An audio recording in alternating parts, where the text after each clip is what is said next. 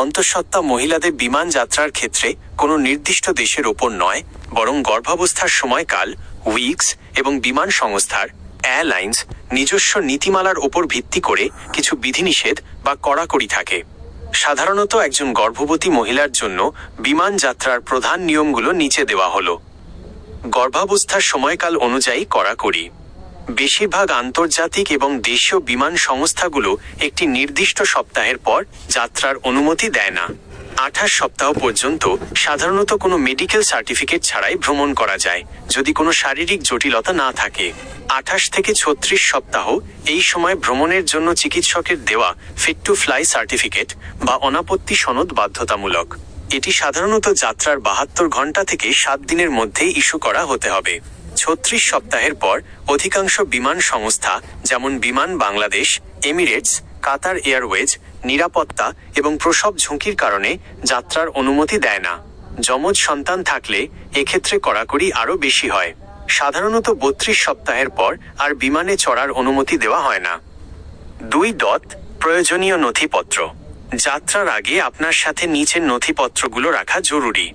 Medical certificate, এতে আপনার প্রসবের সম্ভাব্য তারিখ, ইডিডি, গর্ভাবস্থার সপ্তাহ এবং আপনি বিমানে ভ্রমণের জন্য শারীরিকভাবে সুস্থ কি না তা লেখা থাকতে হবে। অ্যান্টেনাটাল কার্ড, আপনার নিয়মিত চেকআপের কাগজগুলো সাথে রাখা ভালো। 3. যেসব ক্ষেত্রে ভ্রমণ করা ঝুঁকিপূর্ণ। চিকিৎসকরা সাধারণত নিচের পরিস্থিতিগুলোতে বিমান ভ্রমণ না করার পরামর্শ দেন। অত্যধিক উচ্চ রক্তচাপ বা ডায়াবেটিস থাকলে, আগে কখনো সময়ের আগে সন্তান প্রসবের প্রিটার্ম লেবার ইতিহাস থাকলে, যোনিপথে রক্তক্ষরণ বা অন্য কোনো বড় ধরনের শারীরিক জটিলতা থাকলে। 4. জনপ্রিয় কিছু এয়ারলাইন্সের নিয়ম। এক নজরে। এয়ারলাইন্স অনুমতি, একক সন্তান অনুমতি, যমজ সন্তান, মেডিকেল সার্টিফিকেট প্রয়োজন। বিমান বাংলাদেশ 32 সপ্তাহ পর্যন্ত, 32 সপ্তাহ পর্যন্ত, 26 সপ্তাহের পর থেকে। এমিরেটস 36 সপ্তাহ পর্যন্ত, 32 সপ্তাহ পর্যন্ত, 29 সপ্তাহের পর থেকে। এয়ার ইন্ডিয়া 35 সপ্তাহ পর্যন্ত, 32 সপ্তাহ পর্যন্ত, 32 সপ্তাহের পর থেকে। বৌদ্ধ এয়ার নেপাল 36 সপ্তাহ পর্যন্ত, 32 সপ্তাহ পর্যন্ত, 28 সপ্তাহের পর থেকে। বিমান যাত্রায় আরামদায়ক থাকার কিছু টিপস। আইল সিট, যাতায়াত এবং ওয়াশরুম ব্যবহারের সুবিধার জন্য আইল সিট বেছে নিন।